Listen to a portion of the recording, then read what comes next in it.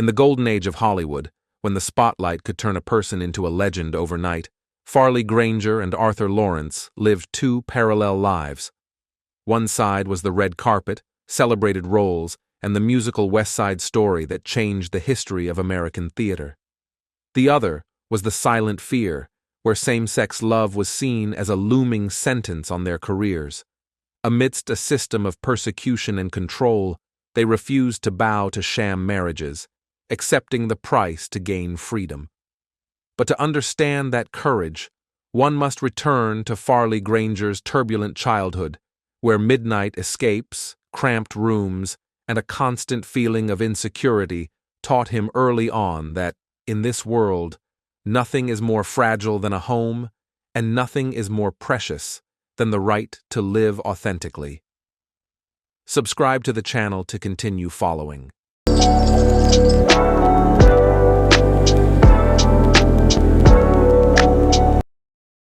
Farley Granger, then 17, was performing in a local Los Angeles play, not out of ambition for stardom, but simply because he had nowhere else to go.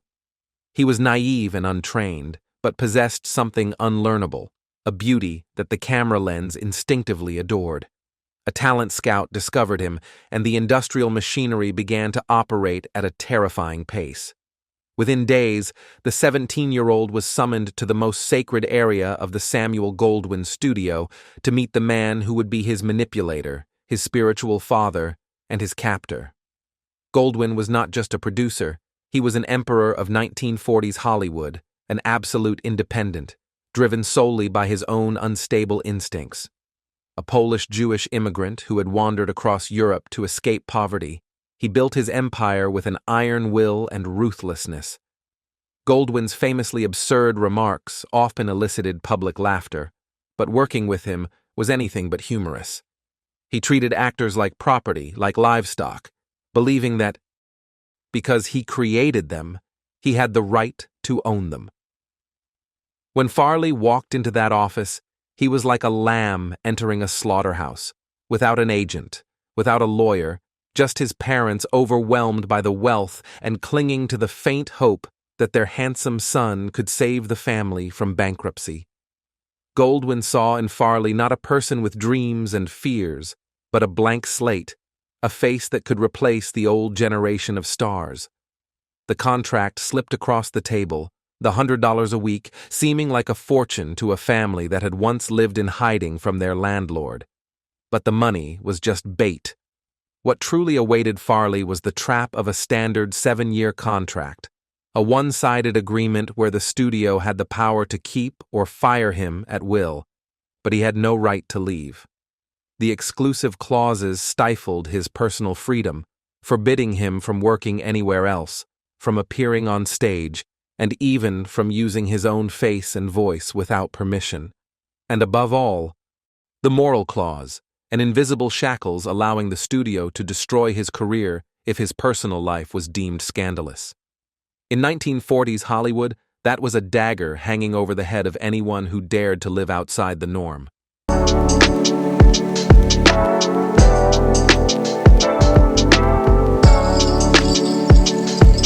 For a young man like Farley, who was just beginning to dimly realize that his desires didn't conform to societal norms of heterosexuality, the ethical clause in the contract became the source of a simmering, never-ending fear.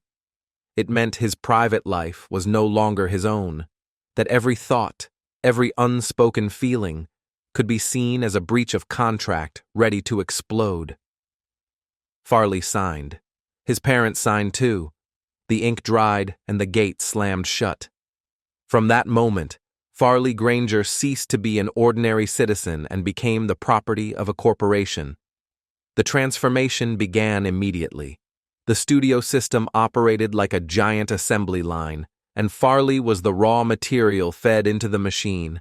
He walked through the dressing rooms, makeup chairs, and voice coaches, where every minute detail of his body was scrutinized, from his teeth and gait to his posture. There was even a humiliating discussion about changing his name. Goldwyn argued that the name Farley Granger was too soft, too British, lacking the rugged masculinity he preferred. In a rare moment of defiance, Farley retained his name, the only remnant of his former self he was allowed to carry. His debut role was rushed. Goldwyn cast him in The North Star, a big-budget war film released in 1943, produced during the brief period when the US and the Soviet Union were allies against Hitler. Farley played a young Russian peasant, both heroic, tragic, and handsome. On set, he was surrounded by legends like Walter Houston, Erich von Stroheim, and Anne Baxter. But inside, he saw himself as a trembling imposter, unsure of the camera's location and his position. Goldwyn didn't care about that fear. He only looked at the film footage every day, and on screen, Farley shone. The camera transformed anxiety into intensity, fear into captivating vulnerability. When the film was released and received enthusiastic critical acclaim, the public began to take notice of him. Fan letters poured in. The studio's marketing machine quickly created a new biography, erasing traces of poverty and insecurity, replacing them with the glamorous image of a rising star, boy next door, the innocent embodiment of the American dream. But the greater the external success, the tighter the internal grip. Samuel Goldwyn began to reveal the obsessive control that would haunt Farley's life for the next decade. He wanted not just a star, but a son, a mentor, and a puppet. Farley was constantly summoned to the office to listen to unprofessional instructions that resembled harassing personal scrutiny.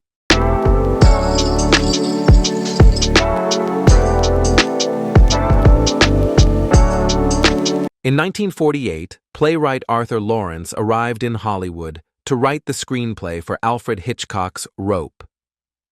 If Farley was the perfect victim of the system, Arthur was its inherent antithesis.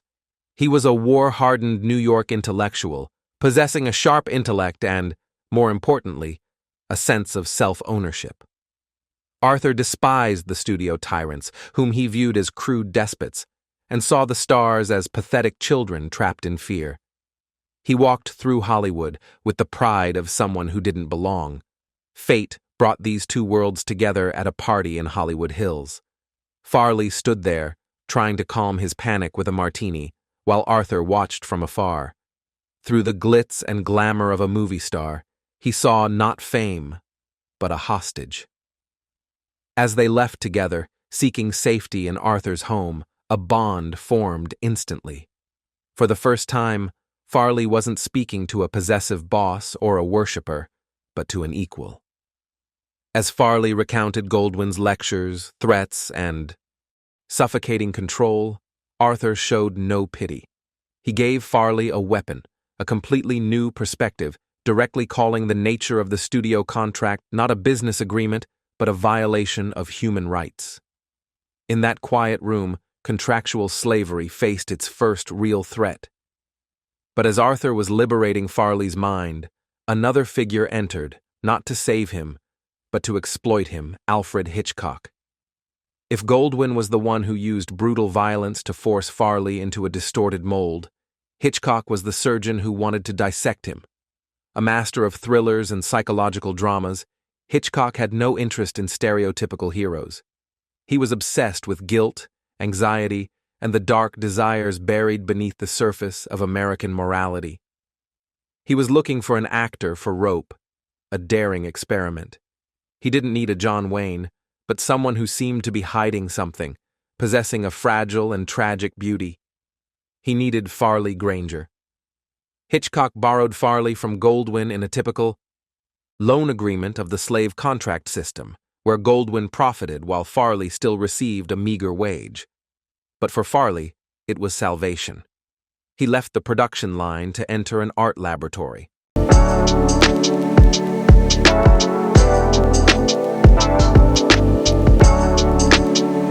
Leopold and Loeb were lovers, a fact known to many in the industry, but completely unspoken in 1948 due to Hollywood's harsh censorship rules.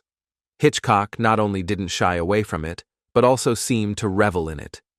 He was fascinated by the game of suggestive without speaking, the art of expressing forbidden things through eye contact, gestures, and emotional rhythm. He chose Farley Granger to play Philip Morgan, the weaker, more sensitive of the assassin pair, contrasting with Brandon Shaw, played by John Dahl, a cold, domineering figure with antisocial personality disorder. In essence, Hitchcock directed them to act as a tense, constantly conflicting couple. He exploited the gay code's subtle gestures, haunting eye contact, and repressed passion to convey the essence of their relationship without a single word of dialogue. For Farley, filming Rope was a grueling challenge.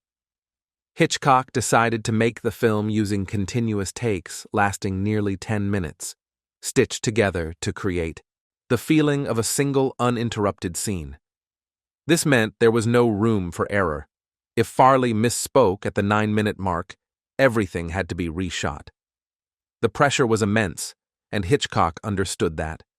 He understood how anxious Farley was, how afraid he was of making a mistake, and he channeled that real-life fear into the character of Philip.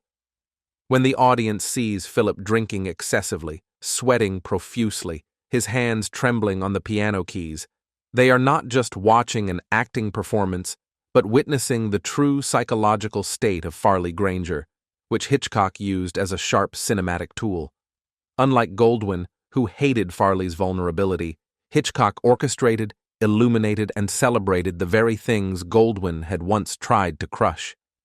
3 years later, they reunited in Strangers on a Train in 1951, a film that laid the foundation for the homosexual-influenced genre of noir. If Rope was about marriage, Strangers on a Train was about seduction. The story is simple yet sinister. Two men meet on a train. Guy Haynes, played by Farley, is a handsome, passive tennis player trapped in a suffocating marriage. The other is Bruno Anthony, played by Robert Walker, a charming, flamboyant psychopath who hates his father. Bruno proposes a cross murder. I kill your wife, you kill my father. Hitchcock directs the film as a dark romance. The chemistry between Guy and Bruno becomes the film's main driving force. Bruno represents instinct, everything Guy fears and represses. Bruno's aggression, flamboyance, and loss of control are juxtaposed with Guy's passivity.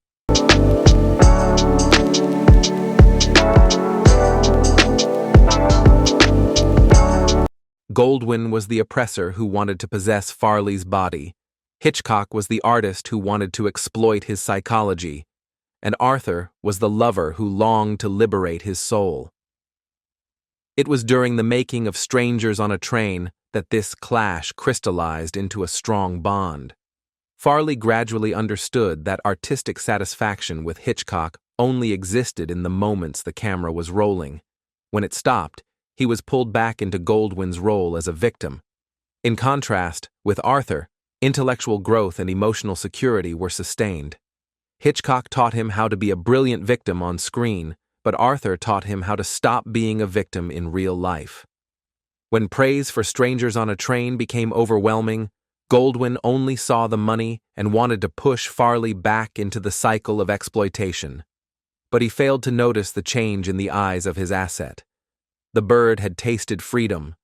The golden cage remained locked, but Farley no longer looked at the bars.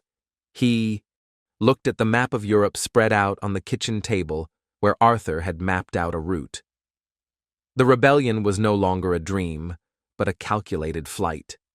In the early 1950s, the Cold War had frozen the world in fear and ideology, but in Farley's life, another war was heating up. The clash between the absolute power of Samuel Goldwyn and the newfound resilience of the actor he believed he possessed. Farley was no longer the trembling teenager who signed the contract in 1943, nor the 20-year-old hiding a bottle of vodka in the dressing room.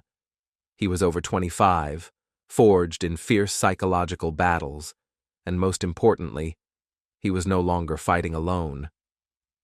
Together with Arthur, a strategist who understood that in a rigged game, the only way to win was to refuse to act, they decided to turn Goldwyn's familiar weapon against him.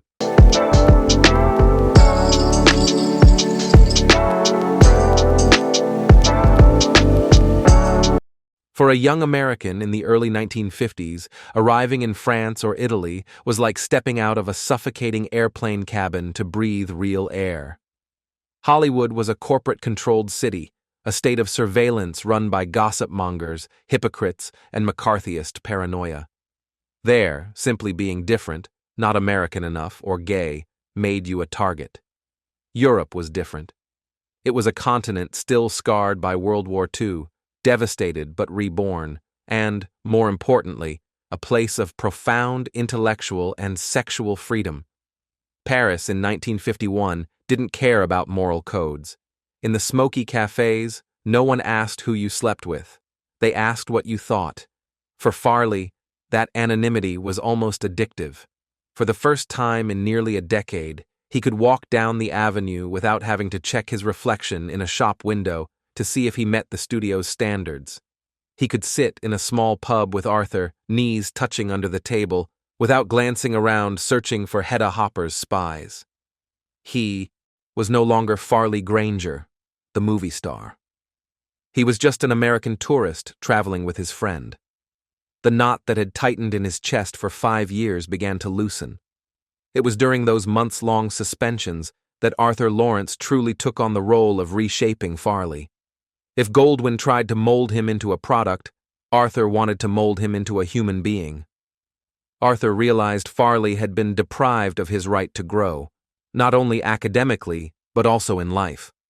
The studio system kept him in a childlike state, while Arthur treated him as a man in need of a challenge. Arthur became his guide, his mentor.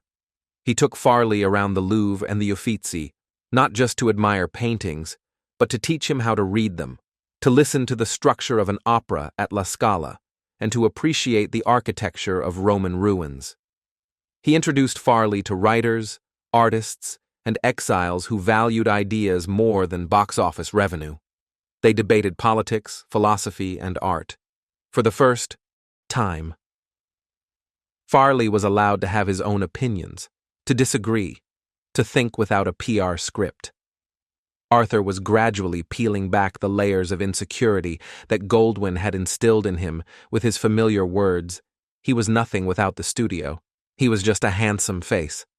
In Paris, Rome, and London, Farley proved that was a lie. He was educated, charming, intelligent, and loved not for his fame, but for who he was. He realized the world was much bigger than Hollywood, and that Hollywood was just a small, neurotic factory in the middle of a desert. Their behind-the-scenes life in Europe remains discreet from the public eye, but in private, they live like a real couple. They rent villas in the Italian countryside, drive convertibles along the Mediterranean, their hair blowing in the wind, looking like heroes from a movie Hollywood would never dare to make.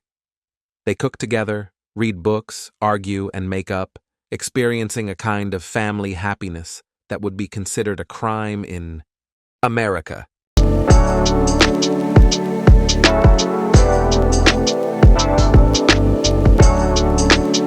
Farley couldn't live off Arthur's money forever. Arthur was generous, but he wasn't a banker, and Farley's self-esteem was being eroded by that financial dependence. Besides, they couldn't run away indefinitely. The rebellion had been a spiritual success. It had saved Farley's sanity, even his soul, but legally, Samuel Goldwyn still held firm control over his career. His years of wandering in Europe had made one thing absolutely certain: Farley could never return to being the good boy Goldwyn wanted him to be. He had tasted too much freedom, seen too much beauty, and lived as a grown man.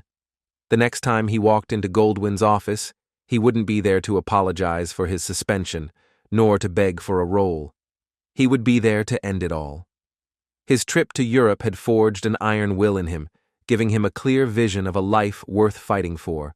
Now, he had to bring that will back to Hollywood, confront the ruthless reality of the studio system's transactional practices, and use it to break free from its chains. The honeymoon was over. The acquisition was about to begin. It was 1953. The sun shone down on the pavement of the Samuel Goldwyn Studios in West Hollywood, where the studios were set up to produce illusions for the masses. But the man walking across the runway toward the executive building was no longer an illusion.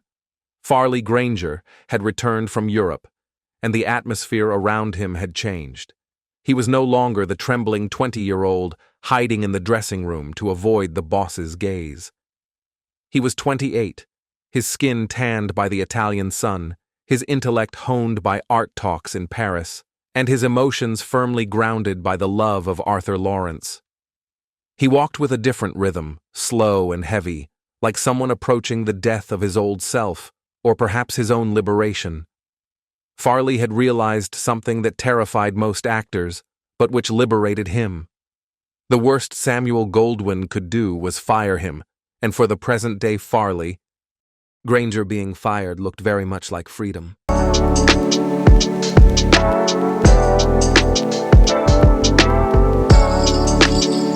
Samuel Goldwyn erupted in rage. For a powerful man of his generation, this was not just a breach of contract, but a personal betrayal. He screamed, threatening to ruin Farley's reputation, ensuring he would never work in Hollywood again. It was a curse that carried the weight of a death sentence in a closed film town. Goldwyn reiterated that he had created Farley from nothing, that Farley was merely a lifeless lump of clay that he had molded into a star. But Farley didn't argue. He didn't beg. He stood still and didn't back down. His power came from a place Goldwyn couldn't reach, from Arthur Laurents waiting for him at home. Farley understood that he had a safety net that the studio's power couldn't cut through. When the last shouts subsided, Goldwyn, with the instincts of a ruthless businessman, realized the terrifying truth. This property was broken. He no longer controlled Farley's mind, and an uncontrollable asset was merely a burden. The slave had learned to read and was threatening order. So Goldwyn changed tactics. If he couldn't possess Farley, he would squeeze him dry. The buyout terms were punitive, venomous, and designed to inflict maximum harm. Goldwyn agreed to release Farley from the remainder of his 7-year contract, but only if Farley paid for his own freedom. It was a feudal concept, like a serf paying his lord to leave his land. The price was exorbitant. Farley was forced to pay a colossal sum, tens of thousands of dollars, a large portion of what he had accumulated over 10 years of labor. In essence, he was being asked to repay his hard-earned money to redeem his own life. But Goldwyn didn't stop there. He added a fatal clause. Farley had to commit to returning to the studio at a later time to make one last film without receiving any compensation. No salary, no commission, just pure labor, a life-saving demand. For Farley, who lived comfortably but not extravagantly, who still provided for his parents and didn't possess a huge fortune, this meant bankruptcy. He had to drain his savings, liquidate his assets, and leave the world's biggest entertainment machine almost empty-handed. In Hollywood, where money is the only measure of value, voluntarily choosing this path was considered madness.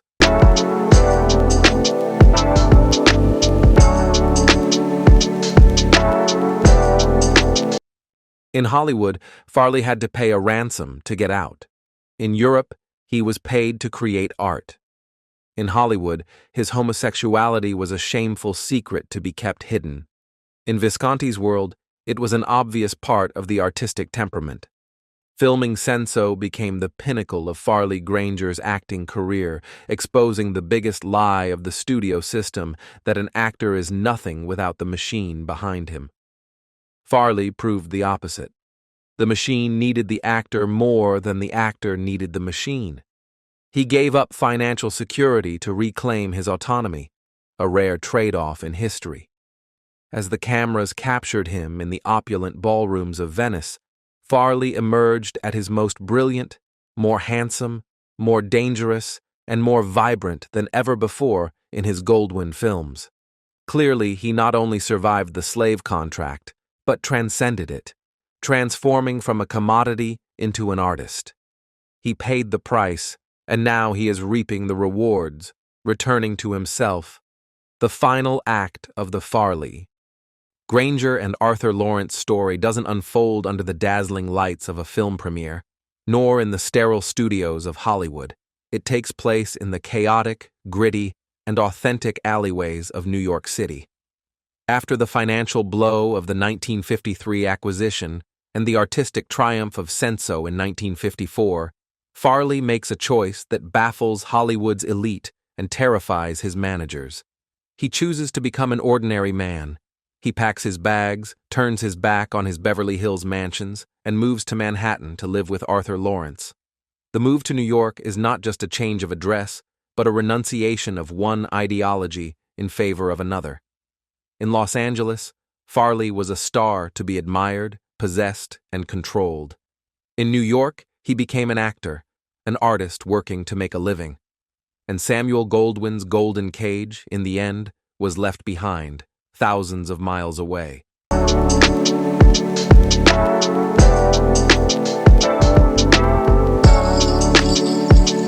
Farley and Arthur lived together openly. They hosted dinner parties with Leonard Bernstein, Stephen Sondheim, and Jerome Robbins. They strolled together down Fifth Avenue. They were not a secret, nor a hoax. They were Farley and Arthur, an entity respected not for their ability to conceal, but for their refusal to apologize. For Farley, this period became his second life lesson. After buying his freedom, he resolved to prove he deserved it. He did what Goldwyn would never allow. He returned to school. Farley enrolled in acting school, the temple of acting method, studying under Lee Strasberg. He stood in dusty rehearsal rooms, peeling away layers of the polished gestures of a movie star to find the raw, sometimes ugly truth of the character. He no longer wanted admiration, he wanted respect. And slowly, the industry began to respond. He appeared on Broadway, starring in live-action television plays during the golden age of American TV. He never regained the dazzling fame of the early 1950s, the kind that demanded absolute subservience to the machine. But he achieved something far more valuable. He regained his own face. When he looked in the mirror, he no longer saw an investment by Samuel Goldwyn. He saw Farley Granger. Meanwhile, Arthur Laurents was reaching the peak of his career. Escaping the obsessive grip of Hollywood producers, Arthur wrote West Side Story and Gypsy, works that reshaped the entire American musical theater scene. Their relationship also transformed in a profound way. Initially, Arthur was his protector and mentor. Now, they were equals, partners in art and in life.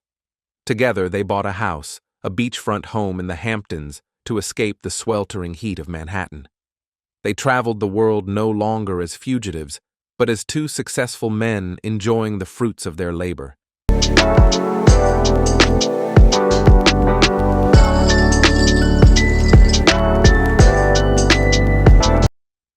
Farley Granger and Arthur Laurents stand out as a pioneering example. They fought those battles back in 1948, long before hashtags existed, long before the concept of community support or collective voice. Farley Granger was one of the first major stars to publicly assert that his mental health, personal dignity, and gender identity were more valuable than any studio contract. He proved that an actor could challenge a powerful figure like Samuel Goldwyn and still survive to tell that story. He also proved that the threat of a blacklist is just a paper tiger if you have the talent and courage to step outside of it. They showed the world that a contract can legally bind a man's labor, but it cannot bind his heart.